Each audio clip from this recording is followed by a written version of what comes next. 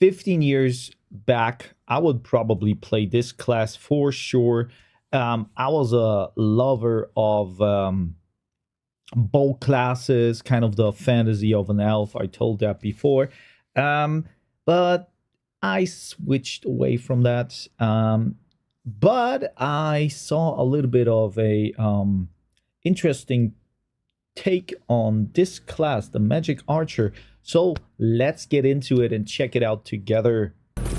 Wake the fuck up, samurai. We have a city to burn.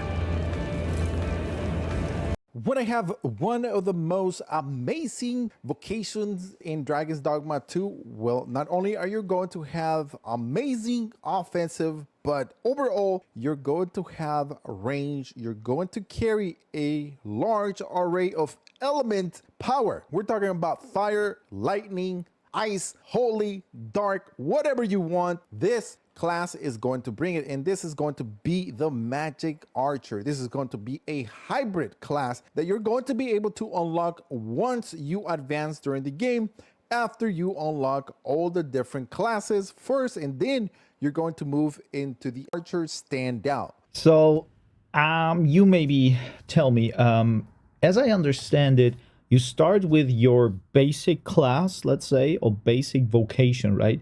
And then through playing the game, you unlock new vocations or classes, more likely. The question now for me is, I can switch. I think I heard that. So I can switch between those vocations, right? Is it like that?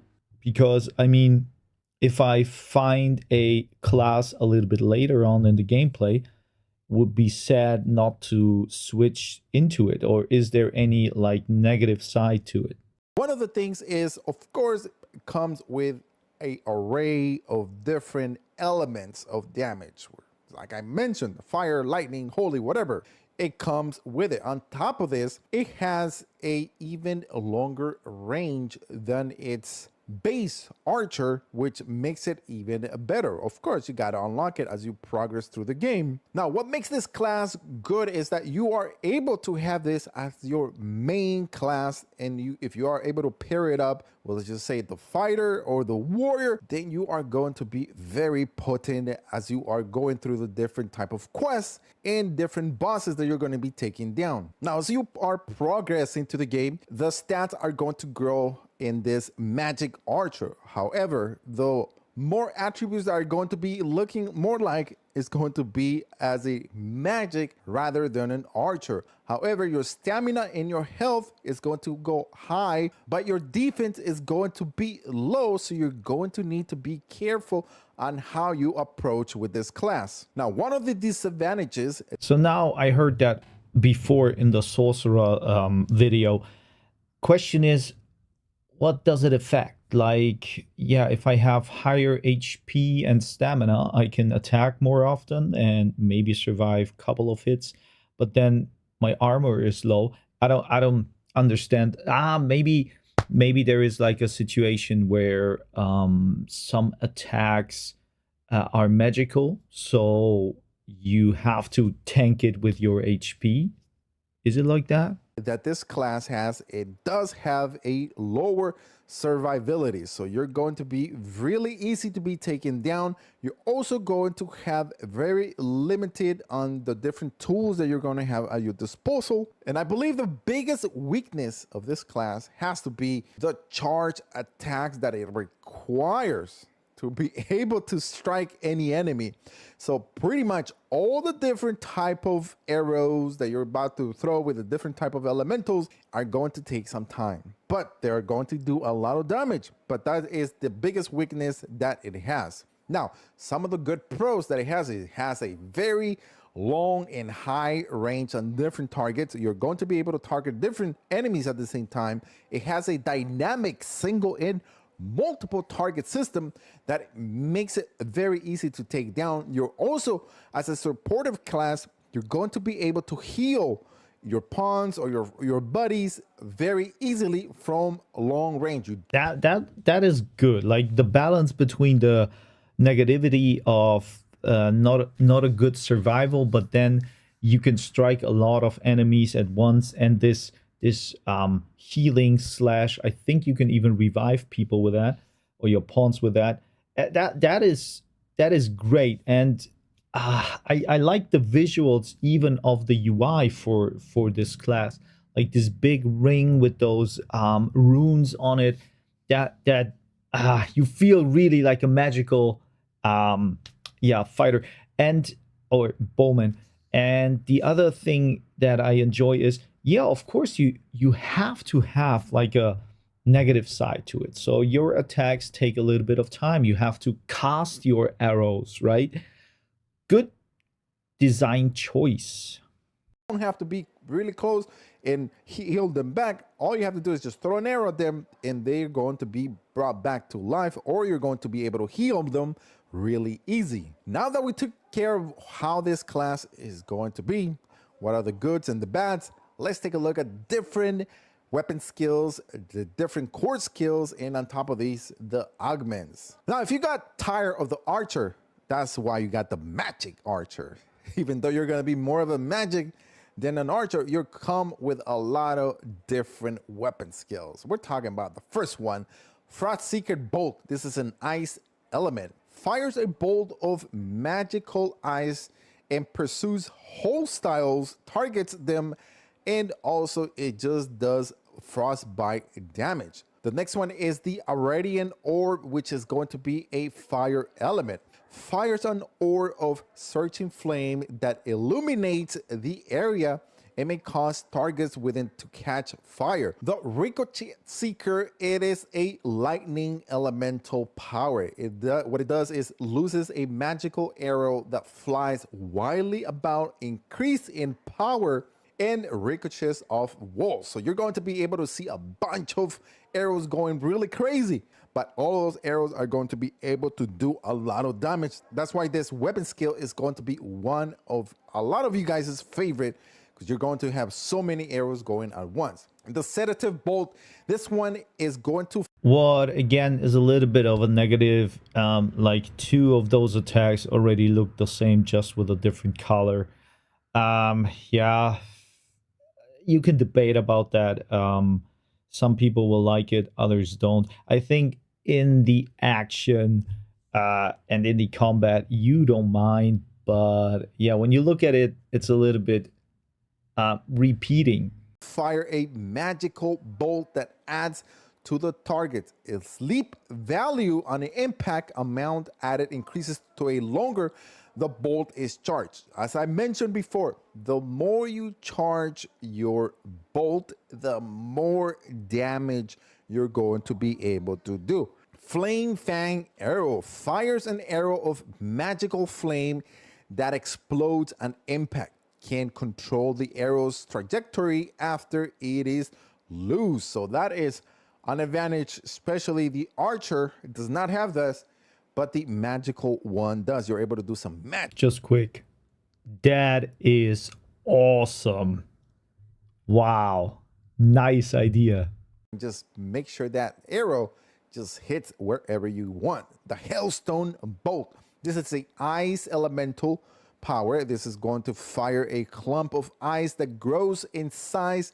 The longer you're able to charge it, the stronger the strike is going to be. Sparchain Stake Lightning Elemental. This one loses a stake of imbued with magical lightning, which is going to pierce any enemy's target on the ground.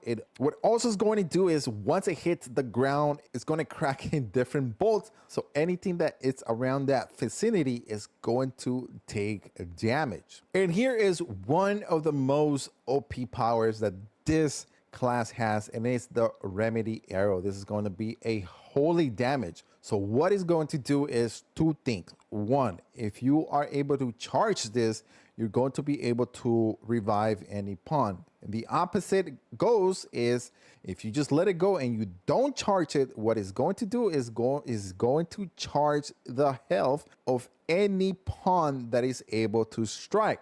Charge it up, you revive the person, and let it loose, you're just going to give them health to be able to keep going. Vimtaken Arrow, this one is going to be a dark elemental. is going to lose an arrow hex with a magic that saps the health of any enemy that you're able to shoot. And what it's going to do is the more target it hits, the more health you will be able to recover. That's a very unique thing. Like leeching life or energy from enemies with an arrow. That's a new thing. Usually you have like those necros or I don't know. But in this case, good idea. That makes it really fun to play, I guess. Like a dot archer. That would be interesting. So that is a very nice weapon skill that you're going to be able to unlock. Now, if you want a really good ice elemental one, it is the Frost Hunter Bolt. This is going to be an advanced form of the Frost Seeker Bolt that extends the effect of the duration. Now, if you want even more advanced weapon skills, we're talking about the Condensing Orb, which is going to be a fire, which is going to be the one that improves on the Radiant Orb, which is going to extend the effect. The Ricochet Hunter, it is a lightning, it's just going to extend the effect. And the Recovery Arrow, which is also an advanced weapon skill that is going to also require less charge time to be able to recover your friends. So I don't know how elements work in Dragon's Dogma. I hope and I can assume that maybe ice makes the enemy move slower. Fire, of course, burn damage, so a dot. Electricity, maybe kind of like stunning or I don't know, maybe like sparking to the other enemies. That is interesting to see. I guess it will work like that.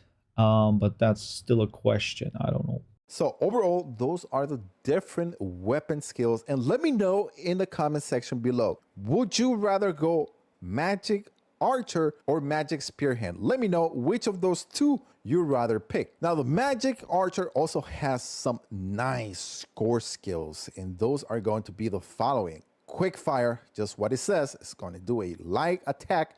You're going to be able to throw that bolt really fast. Conversion, this is going to be like a heavy attack. The pinpoint volley, which is you're going to be able to switch to multiple target mode. Rivet shot, you're going to switch to a single mode. The climatic arrow, this is going to increase the harm inflicted with a pinpoint volley. And what is the pinpoint volley? You're able to target multiple at the same time. So if you use this with in combination of that, you're going to pretty much just destroy anything. Then we got the Scopic Sight. This is going to extend the lock on the range when using the pinpoint volley or the rivet shot, meaning the single or the multiple. So you're going to be able to improve on that. If you want to have better tracking, nothing like the tracker sight. This is going to increase the maximum number of lock-on targets when using the pinpoint volley or the rivet shot. So you're going to be able to take care of a bunch at the same time. And the last one, it is going to be the protective arrow. This is going to be able to deploy fire, ice, or lightning weapon skills. Oh, so you rather choose whatever elemental you want to do. As again, you can let it go easy, or you can be able to do the pinpoint volley or the single shot, which is going to give you all those different options. Of course, this is probably going to be one of the core skills that you're going to be able to unlock further in the game rather than early in the game. And then we got a couple of the augments that you're going to be able to use. One is the sustainment. This one augment is going to do a physical defense, a magic defense of pawns that are in your party. The voracity, this is going to recover a small amount of stamina when you are able to deliver killing blows to any target. And then you got prolificity, ascendancy, and also amelioration. Damn, those words are hard to say. So overall, you are able to see the different type of weapon skills, and then you got the core skills, and of course, you got the augments. Overall, this class is amazing. Where do I rank this? This is probably going to be a top 4, maybe top 5 class, because it not only are you able to provide amazing support class but at the same time you are a Yeah, that's all. In my opinion, yeah, I would say the same. I like this class for sure. I would go for the elemental effects because they feel like a sorcerer, in my opinion.